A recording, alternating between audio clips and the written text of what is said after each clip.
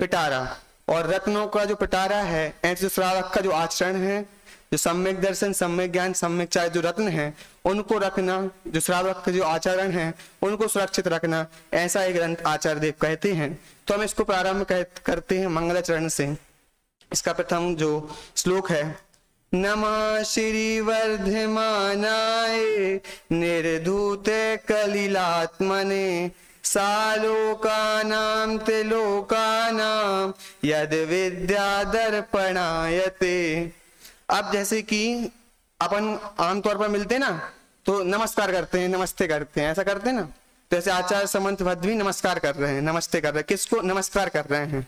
लेकिन अपन देखें, अपन किसी को जय जैन करते हैं, नमस्ते करते हैं, तो उसकी कुछ शर्त होती है, या तो अपन से वो श्रेष्ठ होता है या फिर अपन से बड़ा होता है। और अपन की एक्सपेक्टेशन क्या होती है कि जूनियर हमसे पहले करे, करते हैं, ऐसे करते हैं कि जूनियर हमसे करे तब करेंगे।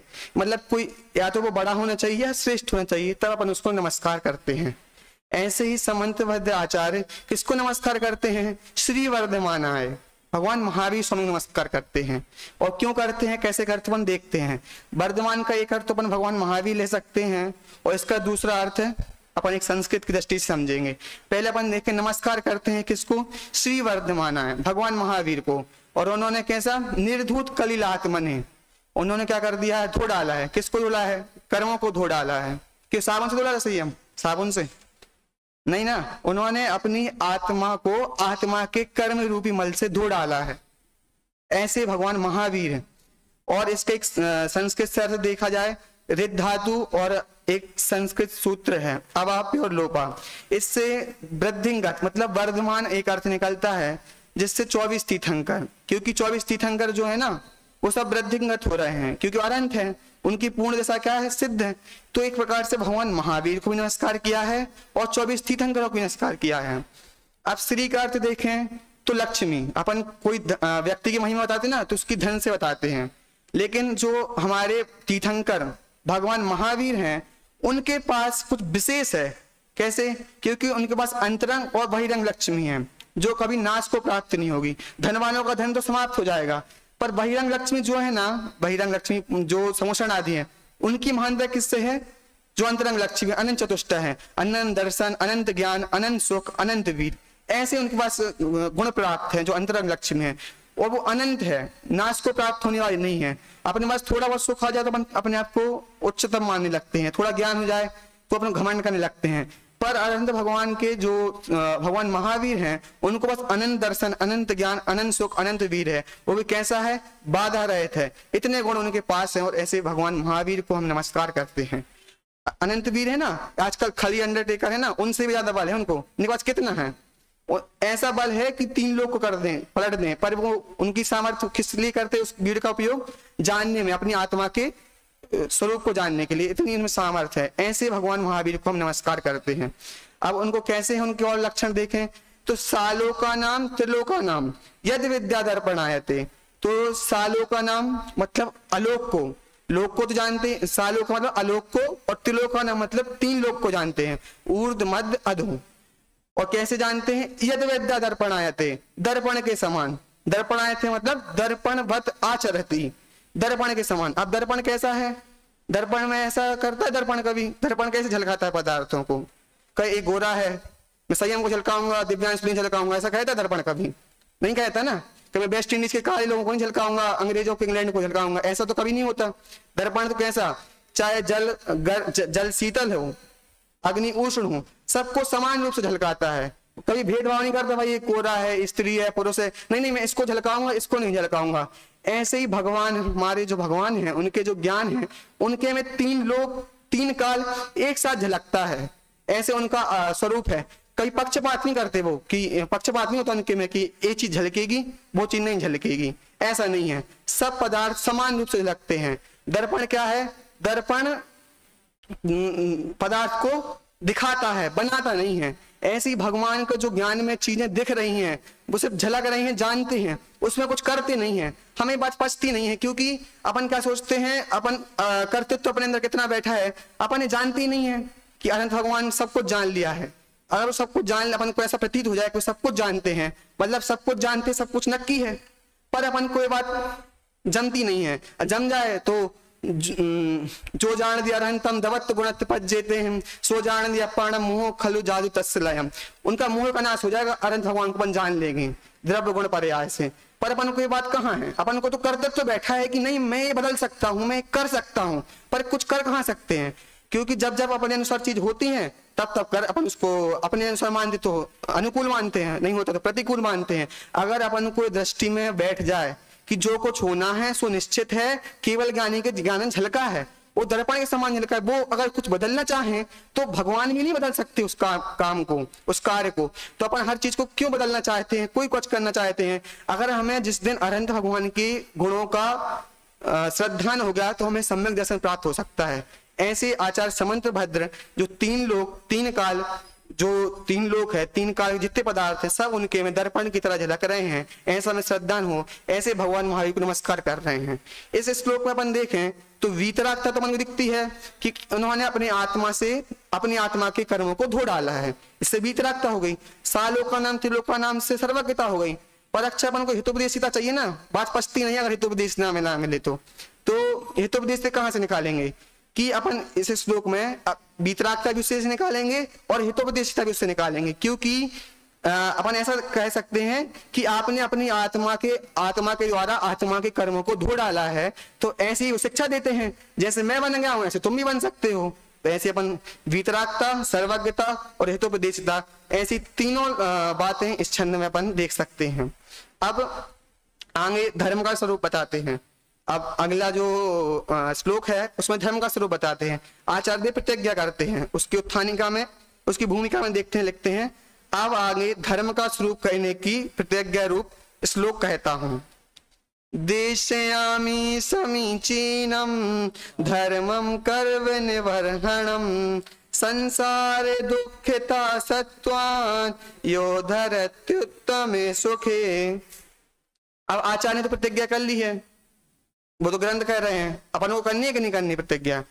तो अपन भी इस ग्रंथ को क्या पहले समझे, उन्हें क्या प्रतिज्ञा की है, तो वैसे ही अपन भी प्रतिज्ञा करें, क्योंकि अपन को सम्यक दर्शन प्राप्त करना है, सबको सच्चा सुख प्राप्त करना है ना।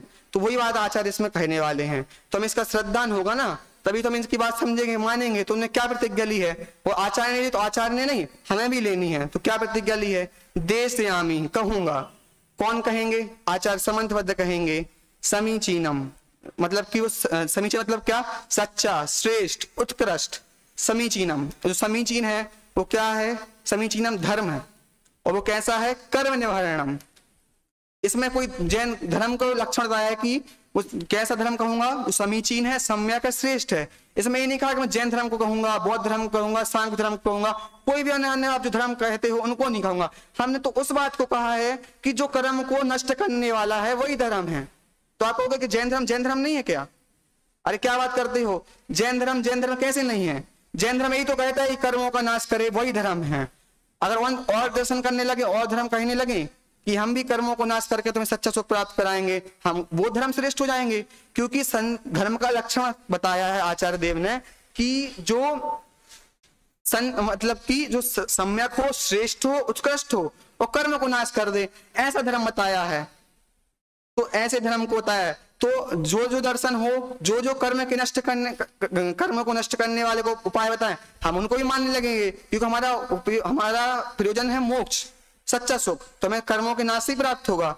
हम तो उनके शिष्य हैं। पक्षपाते न में वीरे ना देशा कपिलादिशु, ना हमें पक्षपात महावीर से है ना कपिल आदि से है। हमें तो जो वीतरागता, सर्वज्ञता और हितोपदेशिता, भगवान बनने का जो मार्ग बताएंगे हम उनकी श्रद्धा करेंगे। ऐसा हमें मतलब हम धर्म कोई व्यक्ति विशेष में बुराई नहीं है कि हमें वो कहें, तो ये हमें तो सच्चा धर्म पढ़ना है, समीचीन धर्म पढ़ना है, और जो कर्म को नाश करने वाले ऐसे धर्म की।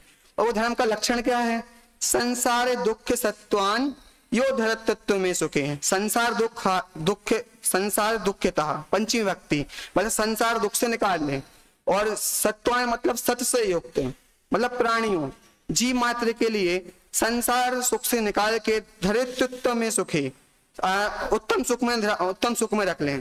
ऐसे धर्म की बात कह रहे हैं आचार्य। तो आचार्य कह रहे हैं मैं मार्ग तो बता दूंगा आपको कैसा धर्म है क्या है, लेकिन आपको चलना तो आपको ही पड़ेगा। हमारे यहाँ पे नहीं है भगवान आपके सहारे नैया लगा दी संयम तो नैया पार हो जाएगी, सही भगवान के उस पर लगा दो कि नैया तो भगवान कह रहे डूब जाएगी, हम कुछ नहीं करेंगे इसमें। हमारा धर्म वो नहीं है कि कोई आएंगे खेबटिया बना जाओ, भगवान खेबटिया बन के आएंगे, नाव चला देंगे, ये कर देंगे, ऐसा नहीं है। भगवान ने तो तुम्हें बता दिया सच्चे धर्म का लक्षण क्या है, उतरना तुम्हें पड़ेगा। हमारे दर्शन में ऐसी विशेषता नहीं है कि आएंगे भगवान तुम्हें तीसरी आंख खुल जाएगी तो ये हो जाएगा वो हो जाएगा, ऐसा कुछ नहीं होगा हमारे यहाँ पे। आपको जो मार्ग बताया है उस पर चलना पड़ेगा। और जो आचार्य ने प्रतिज्ञा ली है कि मैं आपको वो धर्म बताऊंगा जो समीचीन है और संसार दुख से निकाल के उत्तम सुख में प्राप्त कर देंगे। तो श्रावक कह सकता है भगवान आप ही लगा दो, मैं संसार दुख से निकाल के उत्तम सुख में रख दो। तो कह रहे मैं कहूंगा, करना तो आपको ही पड़ेगा, आपको ही करना पड़ेगा, ऐसा आचार्य समंतबद्ध कहते हैं।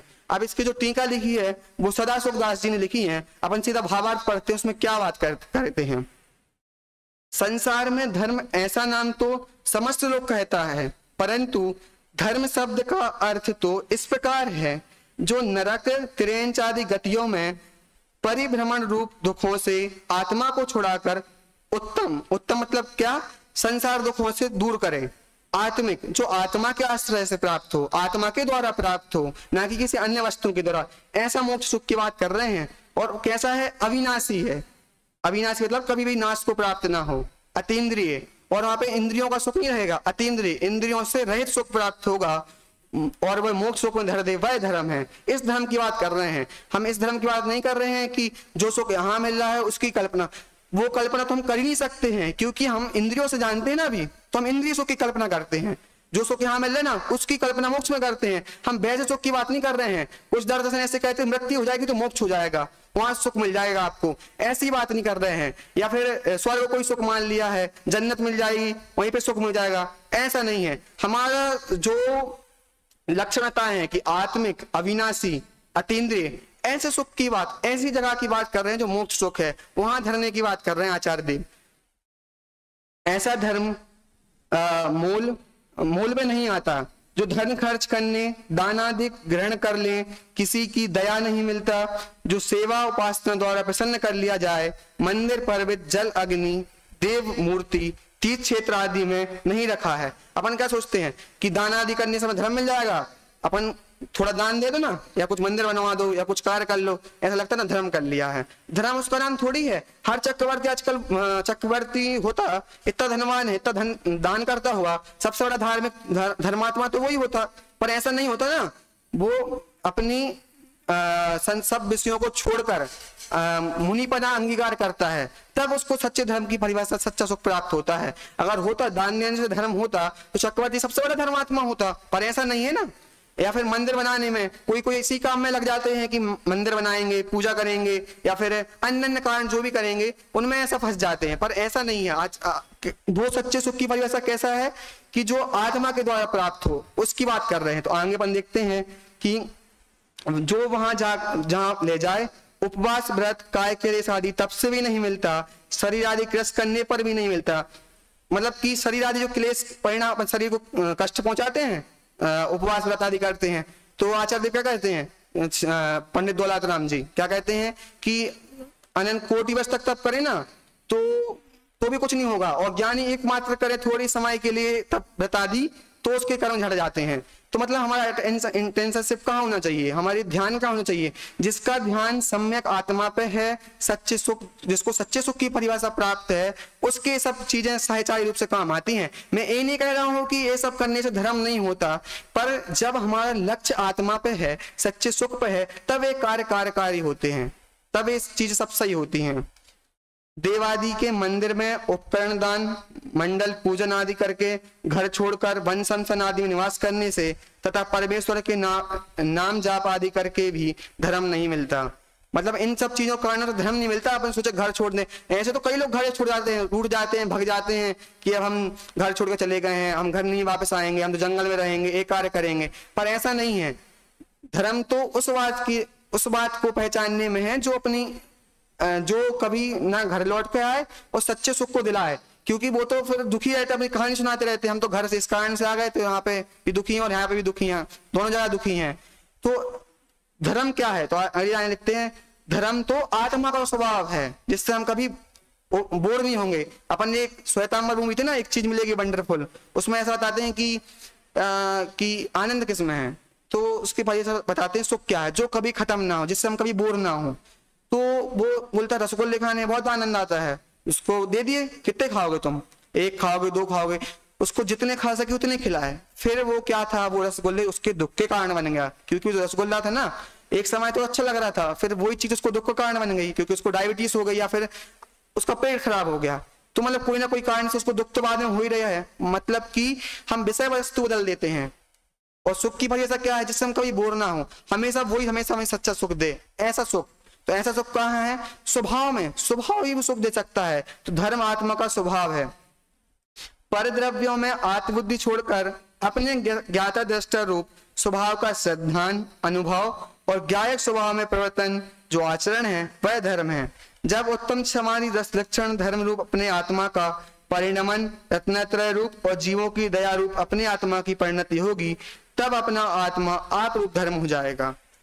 जब अपने स्वभाव के अपन स्वभाव को जानेंगे, पहचानेंगे, रमेंगे, तब उस स्वभाव की प्राप्ति होगी। अपन जैसे कहते ना, धनवान को धन की घमंड हो सकता है, लेकिन जिस पास धन नहीं है तो क्या वो धर्मात्मा हो गया क्या?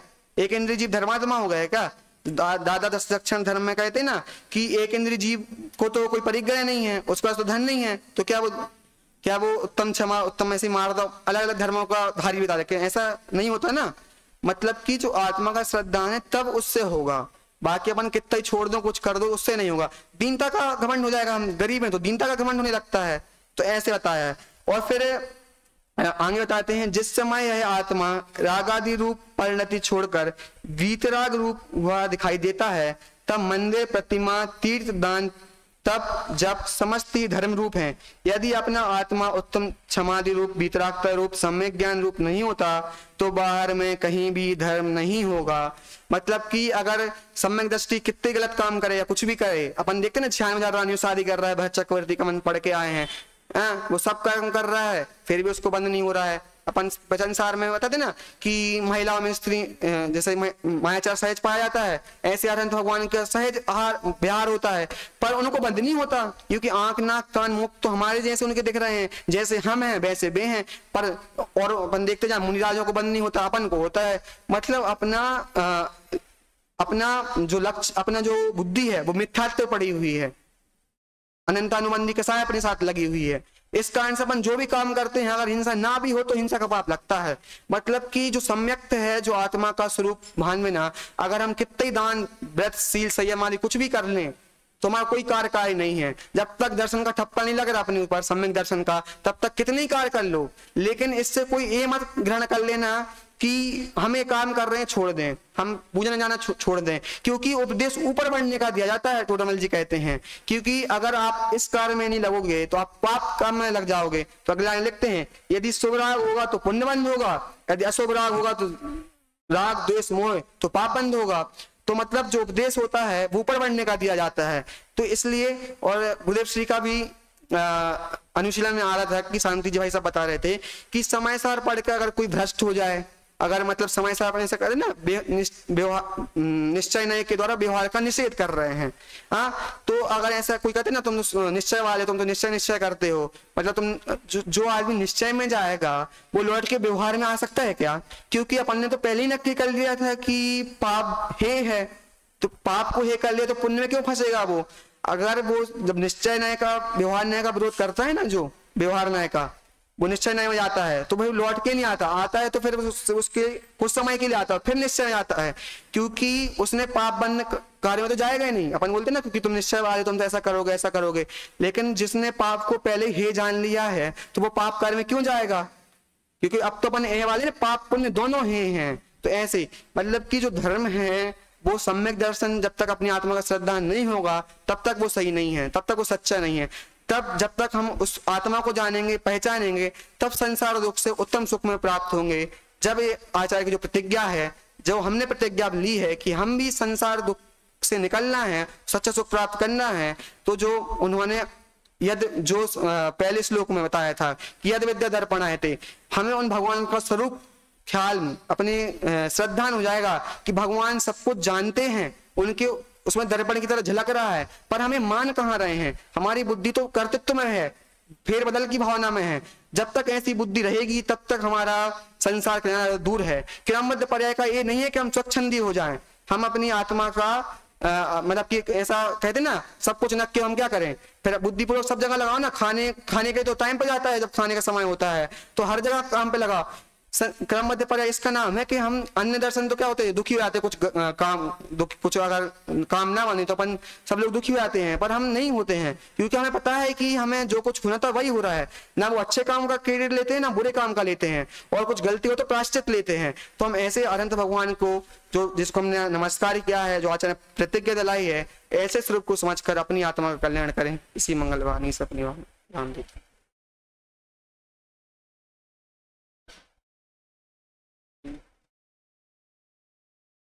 फिर तीसरा श्लोक, सदृष्टि ज्ञान वृत्तानि धर्मम धर्मेश्वरा विदु यद्य प्रत्यनीकानि भवन्ति भव्य पद्धति। सदृष्टि ज्ञान वृत्तानि मतलब कि सम्यक दर्शन, सम्यक ज्ञान और सम्यक चारित्र, ये धर्म है। इसमें ऐसा क्यों कहा कि यहाँ पे बहुवचन है और धर्म में एक वचन है? तो सम्य अपने तत्वशास्त्र में देखा था, वहां भी बहुवचन है फिर एक वचन है। तो जो सम्यक दर्शन, सम्यक ज्ञान, इन तीनों का काम तो एक ही है, मोक्ष मार्ग, मतलब एक, इन तीनों का कार्य तो एक ही है। इसलिए यहाँ पे तीनों की एकता को धर्म बताया है। और वो कैसा, धर्मेश्वरा, धर्म को जानने वाले, जो धर्म को जानने वाले ईश्वर हैं, धर्मेश्वर हैं, उन्होंने कहा है कि सम्यक दर्शन, सम्यक ज्ञान और सम्यक चारित्र, ये तीनों धर्म हैं। और यद प्रत्यनीकानि, और जिनके मतलब इनसे विपरीत जो भी हैं वह क्या है, भव पद्धति, भव का बंद करने वाले हैं। तो मतलब इस जो श्लोक है इसमें क्या बताया है कि सम्यक दर्शन, सम्यक ज्ञान, सम्यक चारित्री धर्म है। और ऐसा किसने कहा है, जो ईश्वर को, ईश्वर द्वारा मतलब कि धर्म को जानने वाले धर्मेश्वर हैं, उन्होंने कहा है। और इसके विपरीत जो भी है, मिथ्या दर्शन, मिथ्या ज्ञान, मिथ्या चारित्र, वो भव का बंध कराने वाला है। और हमें धर्मेश्वर का भी निर्णय होना चाहिए कि धर्मेश्वर कौन है, क्योंकि धर्मेश्वर मतलब कि जो जानने वाले हैं।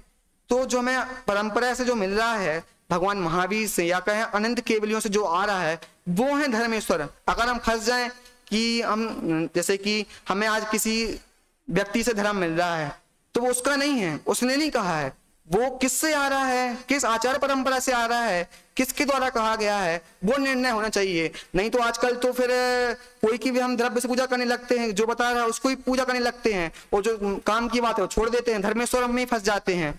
मतलब धर्म के जानने वाले हैं, उसके मूल कौन है, उसके जो जिसके द्वारा कहा गया धर्म है, उसका निर्णय हो, तब हम उस बात को सही प्रमाणिक मानेंगे, तब सही समझ में आएगी। अगर हम धर्मेश्वर में फंस जाएंगे, मतलब कि जो हमें बता रहा है, आज तो हमें नंग दिमाग में मुंजाज तो है नहीं है, लेकिन हमें निर्णय होना चाहिए कि जो बात है ये सर्वज्ञ देव ने कही है, सर्वज्ञ देव की बात है, तब ये बात से हमें लाभदायी होगी, लगता लाभदायक नहीं होगी, क्योंकि हम उसमें ही फंस जाएंगे, उसको ही महान मानने लगे जिसने बताई है। हमें निर्णय होना चाहिए, धर्मेश्वर का निर्णय होना चाहिए, धर्मेश्वर कौन है। अब इसकी टीका में देखते हैं, जो अपना अर्थ देखते हैं, धर्म के ईश्वर भगवान तीर्थंकर परमदेव, सम्यक दर्शन, सम्यक ज्ञान, सम्यक चारित्र, इन तीनों को धर्म कहते हैं। और इन तीनों से प्रतिकूल जो मिथ्या दर्शन, मिथ्या ज्ञान, मिथ्या चारित्र हैं, वे संसार परिभ्रमण के परिपाटी होते हैं। मतलब कि जब तक सम्यक दर्शन की शुरुआत नहीं होगी, तब तक हमारा मोक्ष मार्ग शुरुआत नहीं होगा। छठा लगते ना, मोक्ष महल की प्रथम सीढ़ी, मतलब प्रथम सीढ़ी है धर्म को स्टार्ट करने वाली। इसके पहले जितना भी कार्य करोगे सब निरर्थक है, क्योंकि जो सम्यक दर्शन, सम्यक ज्ञान तो एक साथ होता है, और चारित्र अपन कितना ही कर ले, अपना ध्यान कहाँ जाता है, अपन धर्म को क्या मानते हैं कि भाई देखो कितना अच्छा आदमी है, इतना पूजा करता है, प्रवचन में बैठता है, ये करता है, लेकिन इस बात से इसकी महिमा नहीं है कि इसको सम्यक दर्शन है कि नहीं है। सम्यक दर्शन तो आत्मा के उससे है, अपन उलझ जाते हैं बाह्य क्रियाओं में, चारित्र में। वो चारित्र जब तक सही नहीं होगा, जब तक सम्यक दर्शन प्राप्त नहीं होगा। क्योंकि कुंदकुलाचार्य तो लिखते ना, जो ज्ञान दर्शन भ्रष्ट हैं वे चारित्र से भी भ्रष्ट हैं, वे भ्रष्ट करते अन्य को, वे भ्रष्ट से भी भ्रष्ट हैं। और आगे तो लिखते हैं कि हम चारित्र से भ्रष्ट वाले को तो निर्माण करवा देंगे, पर ज्ञान से भ्रष्ट वाले को नहीं करवाएंगे, क्योंकि जिसकी बुद्धि उल्टी हो तो उसको कैसे हम सही मार्ग पे लगाएंगे। तो जो व्यक्ति सही दिशा में पहले निर्णय करेगा, सम्यक दर्शन को प्राप्त करेगा, तब ये जो धर्म है ना, तब उसको धर्म की शुरुआत होगी। अपन कितना ही कर लें, तो अपन इस बात पर ध्यान नहीं देते कि हमें सम्यक दर्शन जरूरी है। हम चारित्र पर ध्यान नहीं लगते हैं कि हम ऐसा करेंगे, हम एक कार्य करेंगे तो ये हो जाएगा। तो हमारा प्रथम से प्रथम सम्यक दर्शन प्राप्त करना होना चाहिए, और जो सम्यक दर्शन, सम्यक ज्ञान, सम्यक चारित्र है, वही सच्चा धर्म है, वही धर्मेश्वर ने कहा है। इसी मंगल भावना से अपनी वाणी को मैं